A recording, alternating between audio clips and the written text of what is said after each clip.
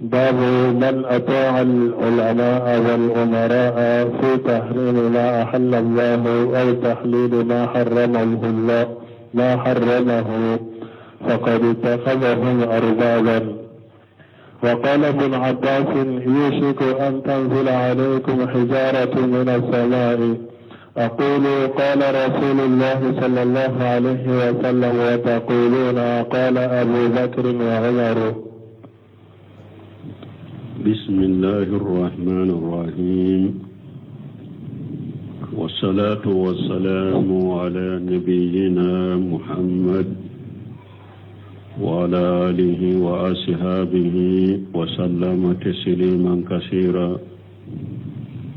سبحانك لا علم لنا إلا ما علمتنا إنك أنت العليم الحكيم. أستغفر الله الذي لا إله إلا هو الحي القيوم وأتوب إليه. اللهم انفعنا بما علمتنا وعلمنا ما ينفعنا وزدنا علما.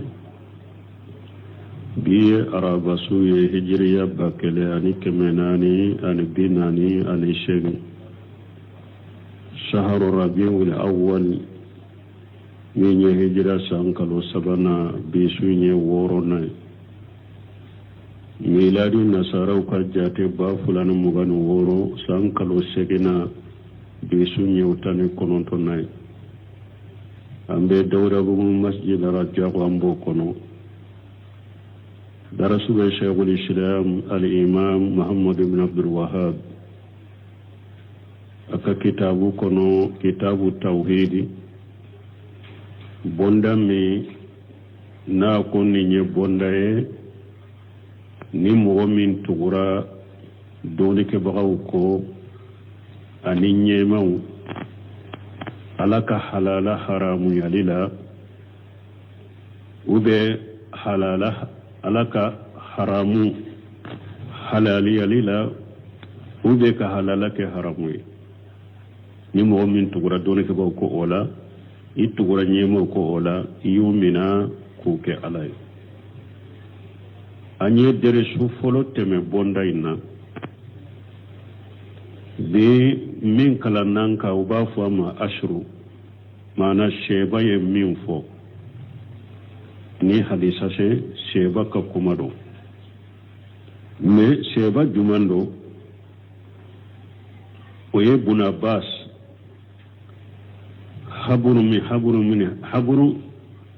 haburu hajihi l'umma nimman to ka doni ke baga baji lama dode do turu jaman qur'ana fana dala minado cide nye duwawu ko allahumma faqihu fi din wa allimhu ta'wil alako cide nye duwawu ke buna base ko alaka lafa mu dinala alaka la dunya قرآن التوسير له. وقال ابن عباس ابن عباس تشيدن بنانك دندو أكو يوشكو أكتلي مانا كسرو يوشكو أكسرو أن تنزل عليكم هجارة من السماء كبكرو كجي auka kabo sanfe kaula jaba kau halaki. أقول قال الرسول الله صلى الله عليه وسلم مباكي كافوكو على كتيدين كوتي وتقولون قال أبو بكر وعمر أو باكي كافوكو أبو بكر كوتي عمر كوتي من كرا وقت الجمعة من ينيه نامو تاني هيجوه ni tara hijuro la hiju kalawla ni enna mutani hijuye me ini hadiya mata ima hadiya samai no fe kata ibe hiju nguruja ka yelema ka ke alumurai ibe alumura ke ni hiju wakati nana ibe na mutani hiju fana uba fo matamattu uba fo fasiqul hajj ila al-umrah ciden yere ka hiju laba ye sheba nyamra nay sheba yenna mutani hiju ye miqatila unale makka hadiyate mugo bolo akoy kika hiju gurja ka yele makka ka almurai fo cide nyere ko aya soro cide ni ale yere ni aka hadiya tara nyugon fi ako ale ka ko munun temena no tumbe sagi kana ko ale tunde hadiya sama ayere no fe kata sebo to ya ke chogome ka hiju gurja ka ka almura ko tumbo de ke me ako ale ni hadiya nana kaba ale te se ka ke donc ibuna basu bolo nin tunye wajibi de ibuna basu bolo ni yanna mutani hijuye ima hadiya sama kata inofe ibe hiju gurja ka ka almura ibuna basu bolo wajibi de ninye ni mo min tara hijuro la nin chogola ibe tamatuke mais abubakar no umaru bolo nin ta wajibi e ni mo min yenna mutani hiju e ulu ba fore ka continue ki ka hiju inke ni ka hiju kera sinya wore ibe sagi ni tare ka yoro la ibe sagi kana kalumura fanake ko parce que na kera tama kele ika bato fulake tama kelen kono ko takana sagi be doya kanali kabama oni nana hiju ke ika sagi kata o kofe alumura fana ina sagi kana alumura ke nintunye umaru e abakar no umaru ka haklinai masaila min do istihadiya do yere jija besika do masaila min kono me masalati istihadiya ni doni ke bago ya yere jija besika ke masaila minna na benna sawaba ma baraji fulabai aka yere jija baraji baya benna sawaba mino baraji bai ni akatawura baraji kelen baye aka kata wala baya fai ni aka istiharuni dalila ye nyogon soso donc abubakar ni umaru ka istiharu men fule nenye ani dalila ye nyogon soso donc o de ato buna bas ko jamama tumamu ye buna bas nyininka ko an ka tamatu kewa nanyen namu tani hiju ya anni hadiya mana an ka hiju nguruja ka ke alumura yewa ka alumura ke o ko fambe to makka hiju wakati ambe namu ta ka hiju fanake buna bas ko oho ayake bon aya soro tigu ya Abubakar no Umaru nyininka uluko kanake bon uko buna bas ma eko an kanake uko eko an kake Abubakar no Umaru ko an kanake buna basu ko yoro de la ako sisa kasuru kaba kuru be jiga auka kabo sanfe kau halaki kalla jaba kau halaki mba fo alaka ciren kote ya ba fo Abubakar kote Umaru kote ni asiru la nyine ninde nando na bunu sheminu kasarahu la ako qawlu ibn Abbas hijaratu min as-samai ni ibn Abbas ko kaba kuru be jiga auka kabo sanfe ay min fawgo sanfe kuremu akorote ko sankaba nyere kaba kurube bo sankaba ndela kajigi ka ay I sanfe la kabo sanfe la ki halaki tanziru alaikum uqubata lakum akasuru akateli kaba kuru kajigi kabo sanfe ka jigau ka kaula jaba ka halaki wa nuzuru alhijarati min as-samai laysa min al-amri al-mustahil kaba kuru kabo sanfe ka hada madin halaki kila jaba ote koye komi ni atesheka do hakililawo ote koye ko komi ni atesheka do hakilila ko do komi mbesheka ke ado kera fana bal huwa mumkinu oye komi nyo besheka ke qala ta'ala fi ashabil fil samadun kew ala yafuka kibariyala warsala alaihim tayra ababila tarmihim bihijarati min sijil sama dunkew aburahana ka jama munun wulila yemani ko wulu bena alikabaci ci dem bangira wo sande tar ko tubu bafo wakati o chogomi wulila de ana ka jama ko ale bena alikabaci o bafo wulu de mako sama dunkew ala ye ewa konon ala ye kono de bilula kono kele be iba soro kono shen fulani nyogonche ani kono da wololwa bele de bala nube bele ke ka samadun ke filini bele bogo bele la ma ka ja kasa kasa kono tumbo de filiula bele boranu samfila de ku halake o kera wa qala ta'ala fi qaumi luti ala qala min qur'ani lutu kam go ka kibari ala inna arsalna alaihim hasiba ala qala belewde chuma illa ala luti fo lutu yere ka dembaya belema fil uluma najaynahum bisahari ni ulukki si sula ba wakatin ku kabbo ulukki sira sino lutu ka dugu mo to belede fililu la ko be halaki wal hasib wal hijaratu tahsibuhum min as-samai hasibu munye farade do kaba kurude do na be buka filuka kabo sanfe o halakilani bele o halakilani kaba kuruye wala alaka kaba kuru jige hada madenka ki halaki ote koye ni ko min be bali mogola abeshe kake anyogona kera ukateme qawluhu ni ibn abbas ko أقول قال رسول الله صلى الله عليه وسلم وتقولون قال أبو بكر وعمر يقول باسكو مبافو على كتيرين كوتي على كتنونا كسباكا أو بافو أبو بكر كوتي عمر كوتي أبو بكر وعمر أفضل هذه الأمة وأقربها إلى الصواب أبو بكر وعمر كيرين كم منتم نوفلن نم منتم كم مغنيمان mu'min kanyi katemenin manton beka abubakar ni umaru dedo awa abubakar ni umaru ulu de kasuru ka be sawa ulu be ni sawa basuru ka be sawa ma ulu kasuru fana kateme moto beka ni mo fula de kanyi kateme ciden ka manton beka abubakar ni umaru awa ulu de ni sawa ba suruli kasuru fana kateme beka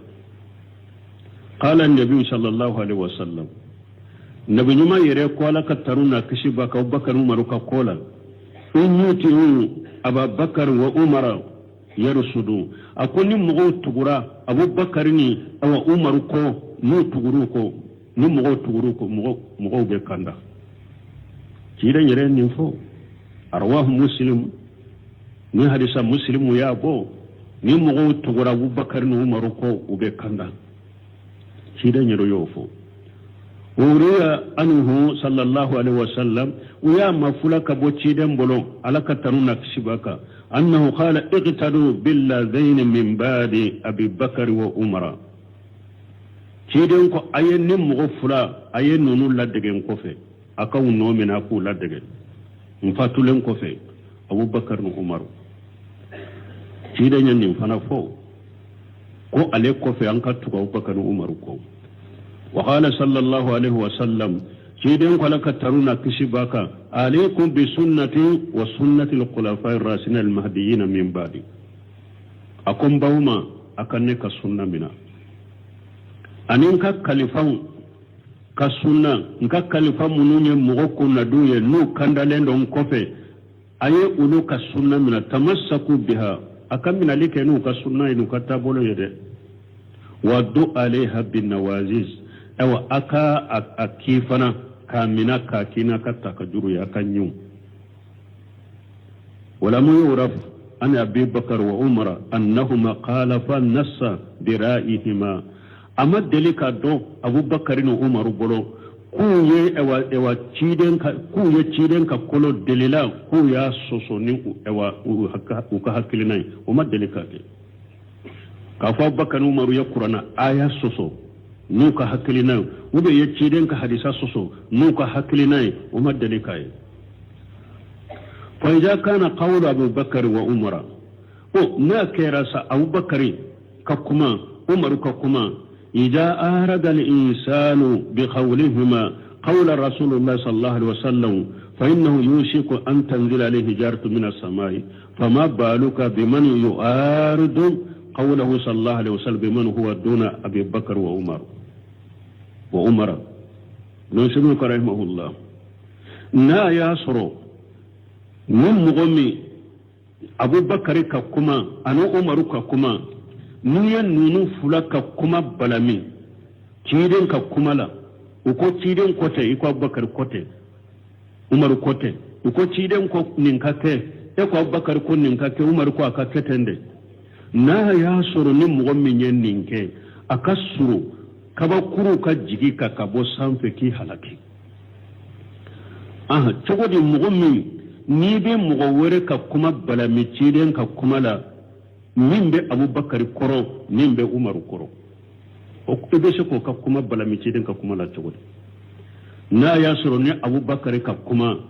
ani Umaru ka kuma nunu bala mi ciden ka kuma la ewo kaba kuru be jigi ka ki halaki mo wore tado mo munun be Abubakar koro ulu de ka kuma be se ka bala mi ciden ka kuma la wal farqu bayna dhalika kama bayna as-samai wal ard awa difference min be nunun chabe ko mi difference min be sanni duguce mana Abubakar Umaru difference min be Abubakar Umaru ni mo toce abe ko min be sanni duguce ni ulu ka kuma te mina ciden ka kuma koro mo weredu fa yakunu haja aqraban lil uqubati awa ede ni la jaba be surunya ka temeni mo min ya Abubakar ni ka tewa nu Umaru ka kuma bala mi ciden ka kuma la mana Abubakar tana Umaru tana nu kuma bila ciden ka kuma kula ede ni la jaba ka suru ka temeni mo min ya Abubakar ni Umaru ka kuma bala mi ciden ka kuma la eni la jaba ka suru ni otigiye o fil asri tahziru an taqlid al a'ma buna bas ko asru mun fil nunye dalila bala kambali ka hada madella dege taqdil amay munye kam mulla dege te doro ebe mugon no feto doro dalila te nyini ni karasa ko min ko ni karasa min fo doro iba no fe ni karasa min ke doro iba no fe aka fota be dalila ka te dalila kay makota la aka keta be dalila ka ate dalila kay ko ni bolo no be karasa de no fe doro be karasa de no fe ni de taqlid al ama hadisai asru mbambali ninna wa ta'assub al majhabi ani mugoka ta'assubuke kam majhabi siporteli minye dante me siporteli alladhi laysa mabniya ala asasi salim siporteli ya minna te leshrika ajolente leshrika lesri min kisilendo siporteli fana yitugo ya fula dere katinya siporte ube mbe karasa siporte abe chinyaka nin daga lendo bali ni nyini nendo amfe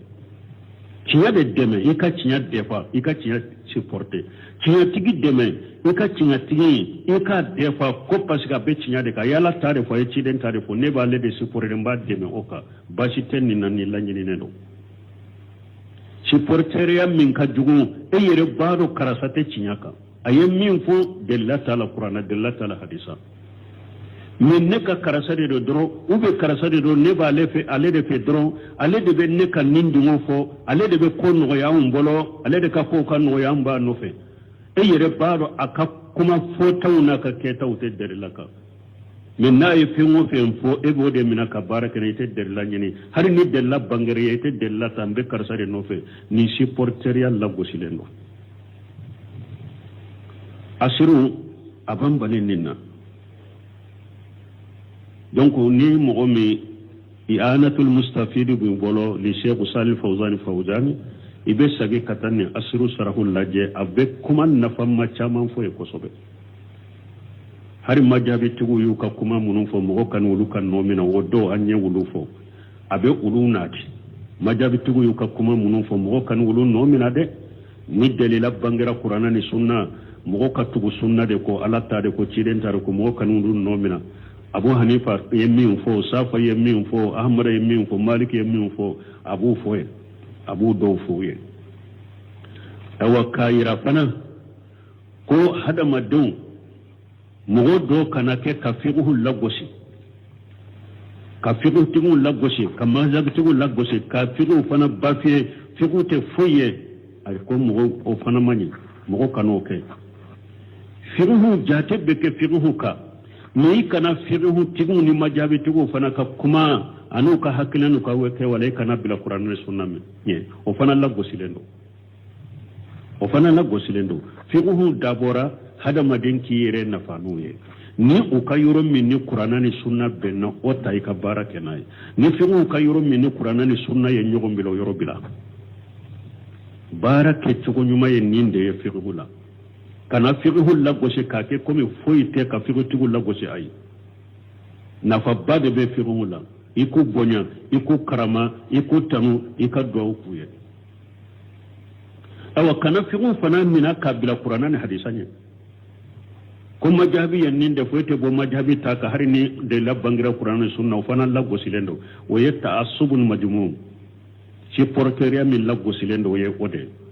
donc fiqhu la je ika fiqhu kala iki yere na fana fiqhu yoro min qur'ana ni sunna ye nyugonta o tay ka barake nay majhabi tigi ube fiqhu yoro min qur'ana ni sunna ye nyugon bila o bila donc fiqhu tugu nono fana harina yasru fiqhu ni majhabi tigi min qatawra o kataw te komi kallagos istihadu de do cide nyoni bange ijazta hada li hakim fa asaba falahu ajran wa in aqta falahu ajrun wahid cide ko sallallahu alaihi wasallam kun mustahidu ya yire jija na bin nasaba ma sarafu rabbai na qatawra sarakelen bai aka qataw be ya fawe donc fiqhu tumula majhabi tumula mu ka kuma min qur'ana ni sawaba benna baraji fula buye uka yereja baraji anu benna sababu mema fiqhu tigu majhabi tigu mu kayro min kera qatawye ala bo qatawya fuma mi ante tuguko o qatawla bo antu lagosi fana kunna ni kulla gosi ay itu nani tu lagosi fana ibe dawude kuye ibu bonya ibu karama ni u qatawra yoro mi te qatawunde takabara kenay salu fawzani abafo o yoro la ko hada madun tilalendo kata tila yoro masabade ko tila yoro manani ako tila yoro ma folo al qism al awwal man istati wal istihad al mutlaq bi an ya'khudh min al kitab wa sunnah wa yastanbit min al kitab wa sunnah wa la yuqallid ahada ako mo tilalendo kata tila yoro manani akon mugo dobe alaye mustahidu de chogo bela ubafo mustahidul mutlaqa chogo bela le mustahidu de alaye rebe se kaderela bo qur'ana kono na yere kadela bo hadisa kono na yere kasura magilo mugo shila atam mugo shila dege alaye rebe della bona yere qur'ana kono be della bona ya hadisa kono atettu mugo re shiko ubafo ninde ma mustahidul mutlaqu majhabi tiginani ye nonunde comme Abu Hanifa, Maliki, Shafi'i, Ahmad ibn Hanbali, nunu mustahidul mutlaq. Unubu kadela ta Qur'ana ni sunna de lote dilo mogola. Ni nyam jama kulu folay. Jama kulu fulana ashinfu sani man la yastati' al-ijtihad al-mutlaq walakinahu yastati' at-tarjih. Yastati' at-tarjih. Mughfulana alete mustahid mutlaq alete sola kadella bo qur'ana kono na yere kadella bo hadisa kono na yere na te dilo mogola alete sola de me ale fana na ye doni ke bawo ka kuma laje min ka gire abodo abese ka gire yalike doni ke bawo ka kuma no nyonche karsa ta de ka kene karsa ta man kene ayere te mustahid mutlaq yede min na yi doni ke bago ka kuma wulajiya bisi ka tarjihu ke ni dere lawye della be karasare della nin della we karasare ta giriya le no ni della be so kote ni nyi mo fulana donc nin fana ate daga nin fana ka tugu mo kote ni bisi ka tarjihu ke doni ke bago ka kuma wulaje i ka tarjihu de ke ikana tugu mo kote nin fana kana tugu mo kote ale ka terjude ke min ka giri akode ta min enya katawa ko bila ni mo fulana asun fu salis mo sabana man la yastati at-tarjih ni alette se ka doni ke baga do de mustahidu mutlaqute wa doni ke ba ka kuma fana la te se ka terjihu ke ka ko doni ke ba ka kuma la ne nya fote ninde ka kene atesola donc nin fana be juman ke sisa na te sika terjuhu ke donc a dalen be doni ke baga min ka kuma la na ka doni la gota abe barake nay na le te sika terjuhu ke doni ke baga nyumon ye terjuhu min ka bota ka barake nay ni nyem mo sabanay ne be surunya re ni mo men makubo perpere la tire bita kitabun takallaje ashin furabi نونيا نانينا من لا يستطيع الترجيح مغمي التي شك الترجيح كي أنكو فلو مستحيل مطلقون ما أبسك الترجيح كي وهي جمع وهي سبنا نانينا شيشا التي شك الترجيح يردك دونك بان كمان نيوانشي bon nin sisan nin ta u b'a fɔ nin de male ami nin bɛ komi kalanbali nin ta bɛ kɛ jumɛn sisan fasalu ahla jikri in kuntum la ta'lamun nin tɛ min dɔn a dalen bɛ dɔɔni kɛbaga min na a ka dɔɔni na a ka baara la a ka laɲɛsiranya a k'o ɲininka n'o ye min fɔ a ye a bɛ baara kɛ n'a ye ka sagɛ jumɛn kan mustahidul mutlaq ale be se ka delilaw falena yere qur'ana ni sunna kono ate dilo mosila bo ate daga nin kam mo ka kuma ta ko be barake nay comme ni ahmad bena fo la tuqalliduni wala tuqallil malik wala safa bena mustahidul mutlaq ale te dilo mo la ale te mosika kuma fo ale yere be qur'ana de fo ani hadisa abe barake noy a wajibilen taka ka karamogo do ka kuma ta ko be barake nay ale yere ba ka delaw fale qur'ana ni sunna de la wate daga nin ka dilo mo la aka ka delila ta qur'ana ni sunna la ni nye mustahidul mutlaq an ko majabi tiginani yen ninde shite dilo sila ahmad ibn hanbal ba ka delila ta qur'ana ni sunna de la malik ba ka delila ta qur'ana asima dilo sida be ba ka delaw tana yere qur'ana sunna ko mustahidul mutlaq an ko ninde foloy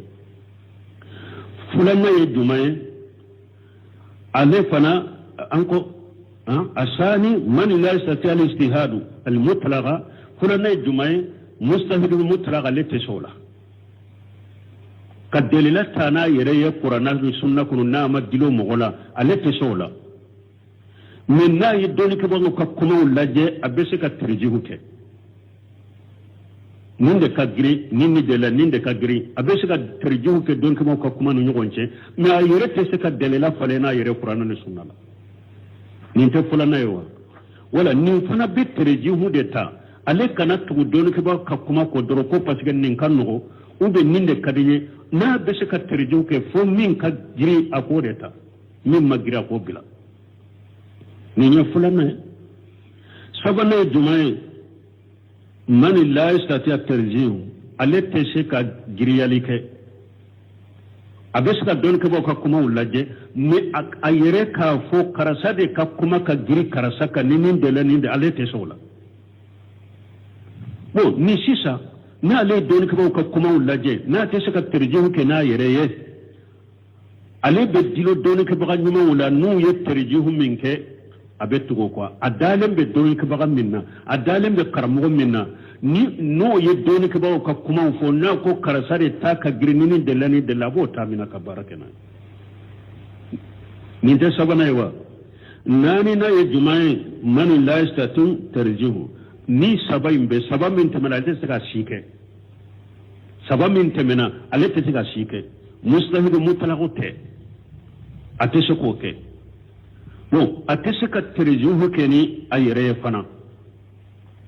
ewa sabanna yin fana kafun ka don ka ba ka kuma fana laje don ka ba yemin giriyan ka ta teso fana la sabayin da le teso la ko wa ateshe ka terjuhu ke ale tabe ke min munyesa ale ammi uba foninde makkalam bali ale tabe ke munye fasalu ahla dhikri in kuntum la ta'lamun ale tabe ke de sisa ale be doni ke bawo de nyininka adalem be karamo min adalem be doni ke bawo nyina abo nyininka ni masaila doni ke bawo ye mun fala ne ba ken kam ninke doni ke bawo ye mun fala ni doni ke bawo ye mun faye adalem be doni ke bawo min no ye mun faye be barake noy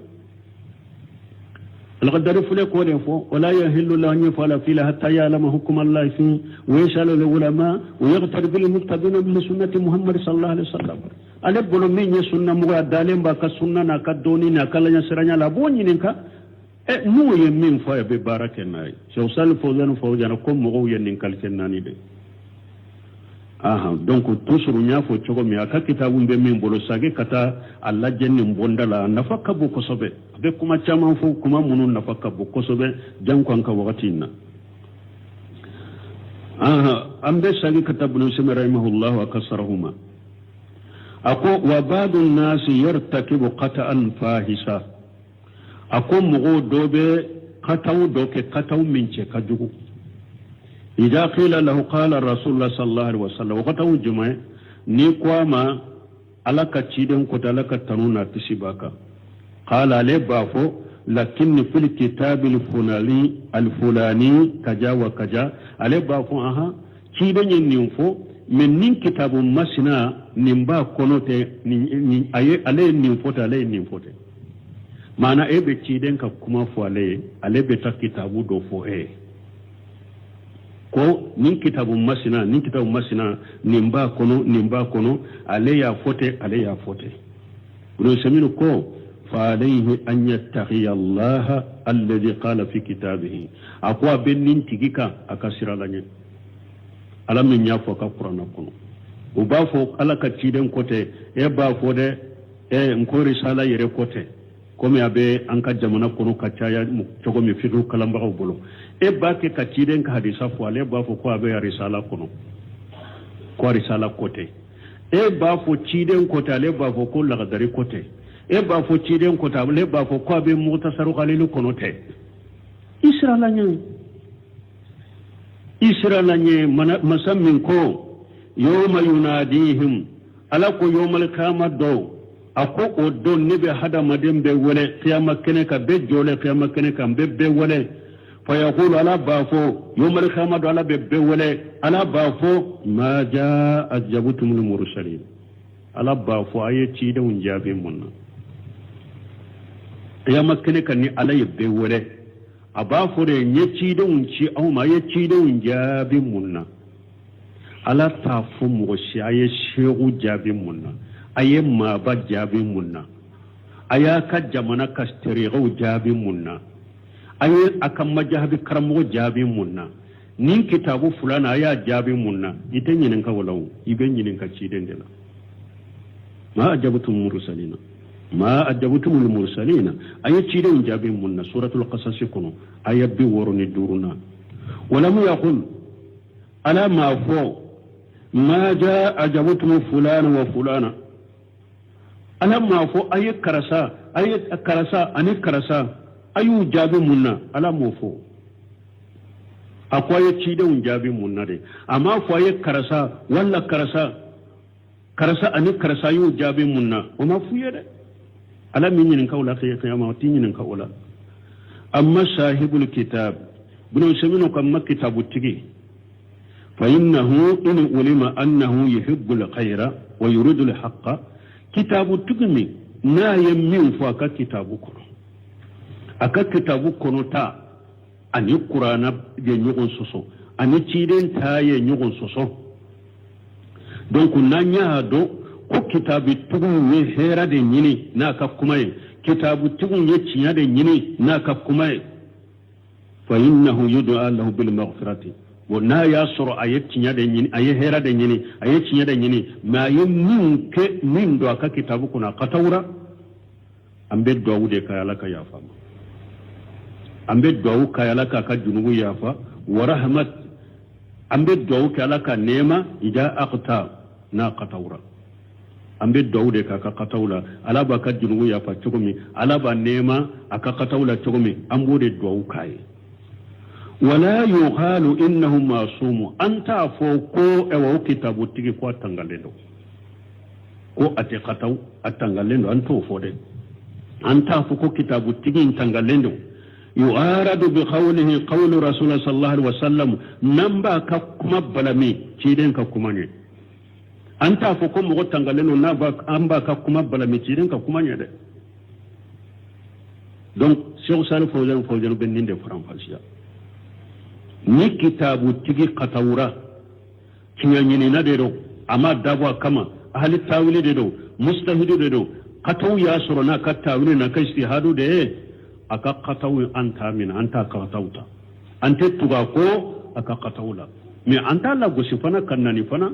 kala gosi fana ka jalagi fana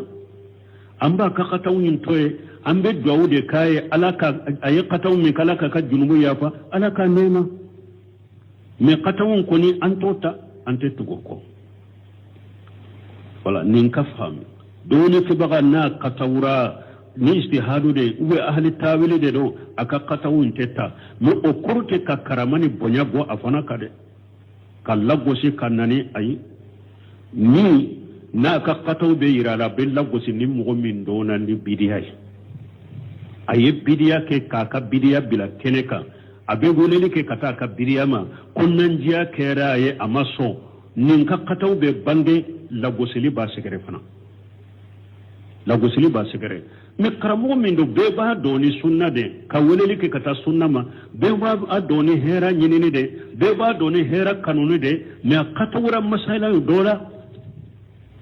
donc mbe katawu mbanga ye na ya suruni istihadu ye na sagira fule na ma sagi na dona ni sunna ni tawhida ni ka woleli ke kata sunna ma anika wa bidiya ko kari kara duke bidiya ka min nin katawu ya soro ni katawu irala la sagira fule na ma sagi ambaka katawu to abolo donc aka karamana ka bonya ba ka mbe do kaye ala ba ka katawu ya fama ni mo to mi ala ba ne ma to mi me anta tuga ko aka katawu ina woni bidiya mo ta se kelenya de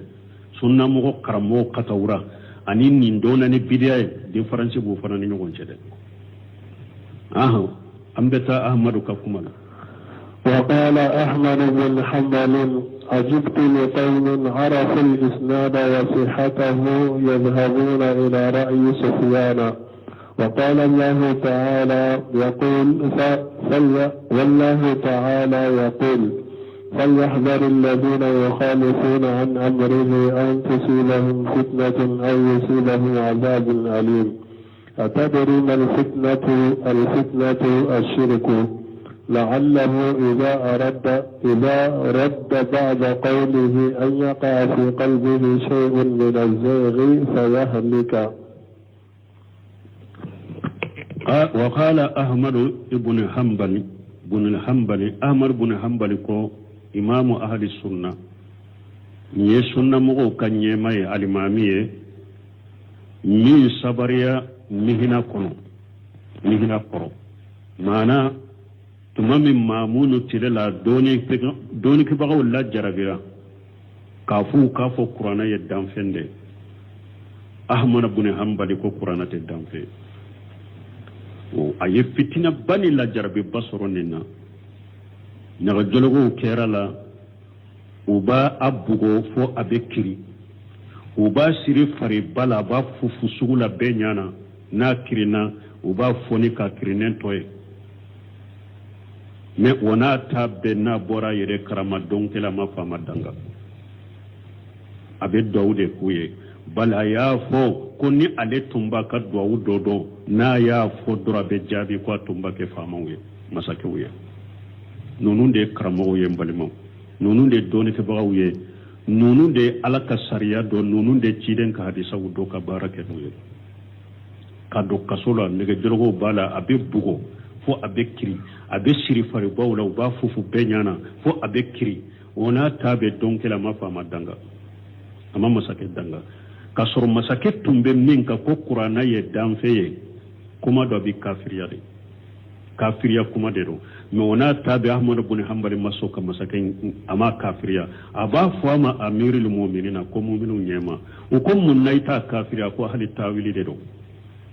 atugura doni ke baga jugudo de ko doni ke baga jugudo la trompe hali tawili do ahmad ma kafiriya atumbe do kai nunun de sunna do nunun de hadisa wudo nunun de dina nyema uye sunna nyema uye nunun de fama danga ta an kasariya kono nyemi mo be fama danga fama borto fama nani sunna mo te ya dambe kata sunna made ala kan kisu toroma ni ahmad ibn hanbala ko ajmutu li qaumi arafu li sinada akunne kabakora mogola kabako min fulen yen nan kariyale kabakole non se mun buna fo kabakole ye togo ya fulade ka kabako fenyalima ani ka kabako fen nan kariyalina ahmad tayin nan karali de ko ale kabako mogola mugo mununye hadisa sanadu do mana ye hadisa irijalu do ka fonni hadisa mugo mununye hadisa mafula fo kata da tidema aboye mugo sahalende hadisa sahalendo iyo do kasage ko hadisa bila kama wareka kumata ako ale kabakole mbotigila ajabutu li qawmi arafu li isnada ko ale kabakora mugo mununye sanadu do o kofe uyobila abana ha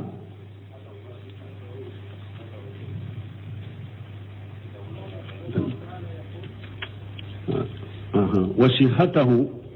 mugumununye hadisa rijalu do ani hadisa sahali yujhabuna ila ar-ra'i sufyana o bukko fennu beta sufyana ka arayta ka barakine ka hadisa intoy ni sufyana majahabi tigi de tunye alaye me ale ka majahabi tigu banna ka bojiya kuno ale ka majahabi banna ka bojiya kuno donente comme majahabi tigi nani parce que majahabi tigi nani mu ye mo soro kala ndew soro munu ñu ka majahabi nunun kara ka sebe ka mo la kala la wulu taw tora jiya kuno mais ale ka majahabi tigu munun tumbe ale ko masoro wulu ale ka majahabi banna mais e wa doni ka baga baw ba fo marajaw kono Sufyana Sauri côté mais ale ka majahabi damana majahabi to tununa o mo banna ka bojiya kono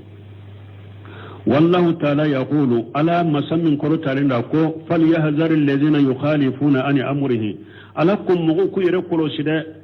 mo munun be ciden kan nyamar kan soso an tusibahum fitna kanatu soro aw yusibahum azabu alim ubella jaba kanatu soro la jaba min diminendo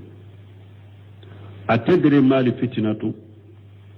ahmadu ko ibado wa fitna min fora aya kono ko fitna kanisoro ko ibado fitna nya jumaya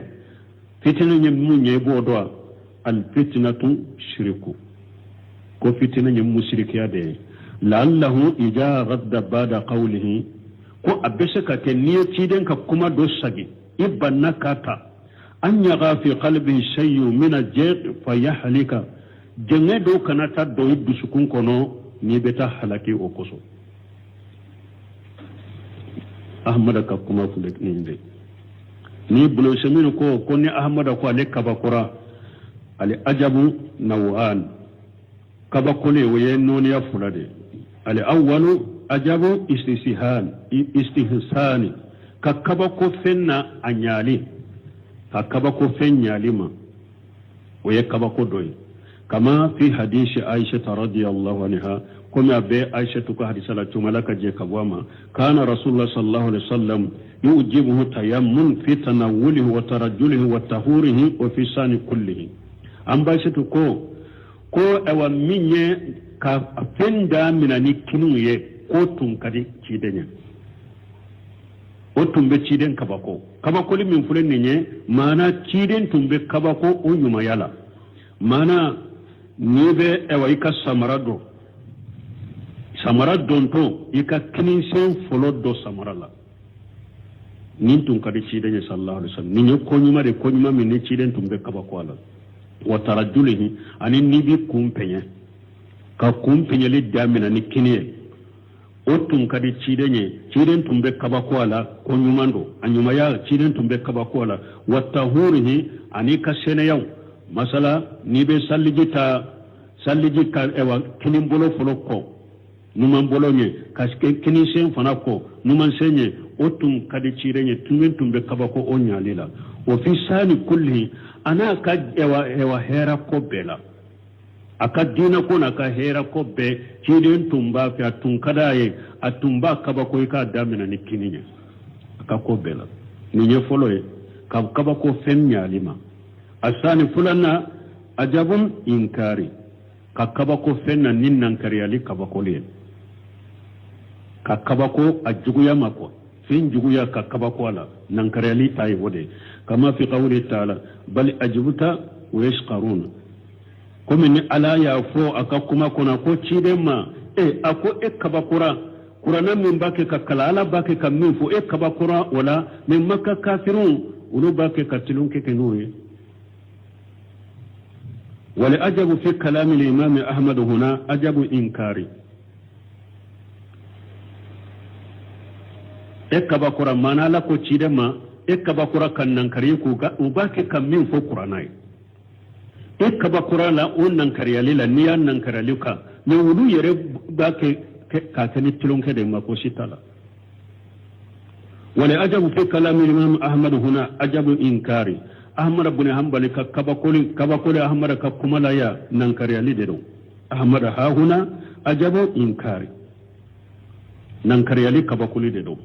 وقوله الإسناد لأحمد كو الإسناد المراد به هنا رجال السند لا يني حديث السند تشو حديث السند تشو نبودو لا نسبة الحديث لا راوي مانا كحديث الدم كتير ويبغما مانا كادو أنا سيدني حديث فو أحمد الله يني تويد مانا رجال تشو منو حديثين فو كتا داتشيدنا ibo cew bedo mogo la fulen tula galuntigala tula abbe ka ye mogo de tinya mogo de do abbe ka hadisa sabatilende do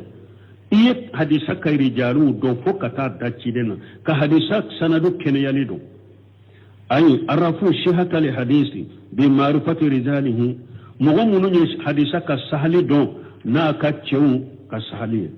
na ka cew do ne ibe hadisa ka cew do ce munun ya hadisa mafula ibo ce nunun do iya hadisa sahali do ni ce nunun do ne ebe sage ko toy qawlu na ko yajhabuna ila ra'i sufyana mo munun ya lun do ka hadisa sahali do ibo toy yajhabuna ila ra'i sufyana ubetta kata sufyana araita kabarake noy ay sufyana sawri la yini sufyana sawri li'annahu sahibu al-majhab al-mashhur وله أتباع سفيان الثوري مجهب بانغالين تنبا بولون مجهب تنبا مجهب من كودونين تندو تقو بغاو تنبا بولون من تغراكا كم مجهب لا لكنهم انقرضوا نيوبانا عليك مجهب مغوبانا فهم وننتق لمغو يجهبون إلى رأي سفيان ولو بتا كتا سفيان كحكلنتا وهو من الفقهاء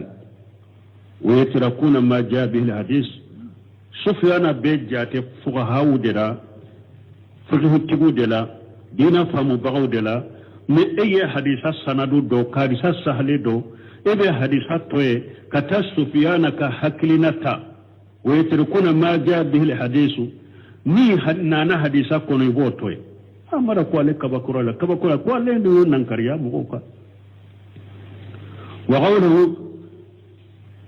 وقول الناك والله يقول فليهزر فالفاء آتفة واللام للأمر ولهجة سكنة وجزم الفعل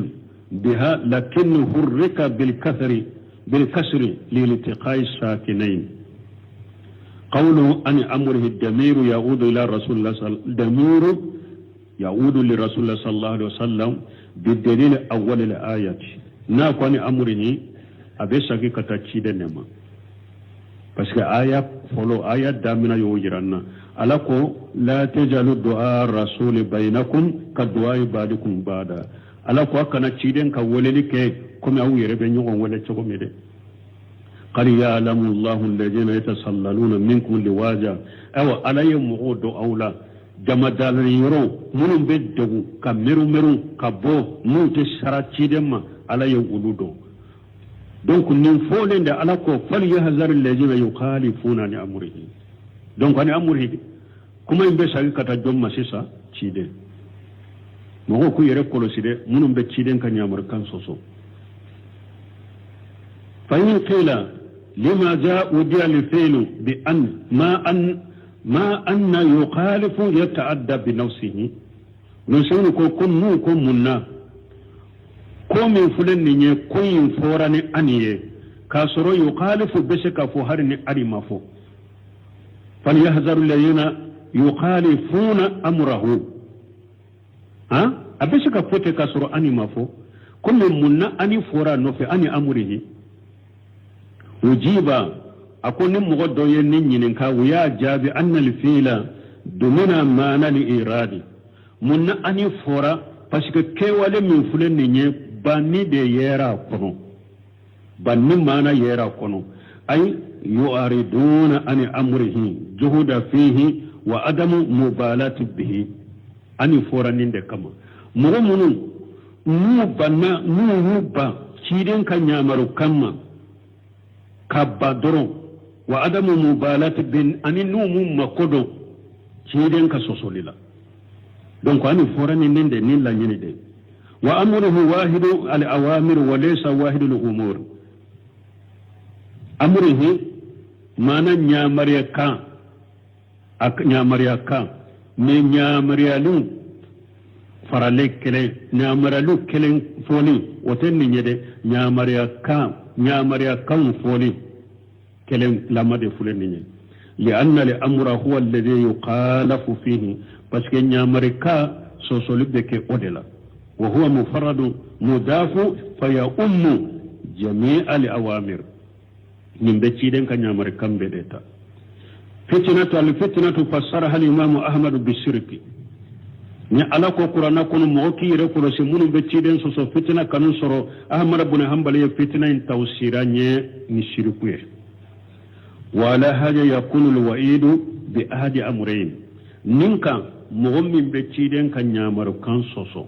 kankari dariye ni ko fula dola kelenye imma shirk